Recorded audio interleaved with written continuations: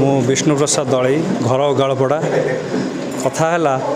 आमर सर्वेश्वर भाई एत बड़ प्रयास को आर अदम्य चेष्टा निष्ठापर साधना को मु प्रणाम करुच्ची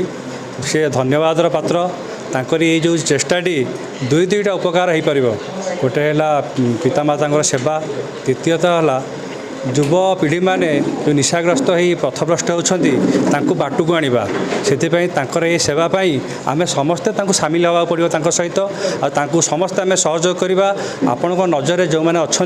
से पठातु से गोटे भल मार्ग पातु आ गोटे सुस्थ समाज गठन में सामिल हूँ। जय जगन्नाथ। ये जगार परिवेश केम देखुंत ये जगार एड्रेस टिके दियंतु प्रॉपर एड्रेस। ये गाँ ना है ओगाड़पड़ा परिवेशटी बहुत बढ़िया मेन रोड साइड जातीय 16 नंबर जातीय राजपथ कड़े भुवनेश्वर खोर्धा जावा रास्तार 16 नंबर जातीय राजपथ जटणी गेट निकटस्थ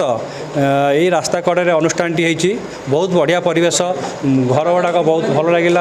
माने प्रथम कथा है ये आम स्वच्छता देखुचु जहाँकि सब सफा सुतरा गाधुआ पाधुआ रहा समस्त व्यवस्था पूरा उत्कृष्ट व्यवस्था से बहुत धन्यवाद दूँ।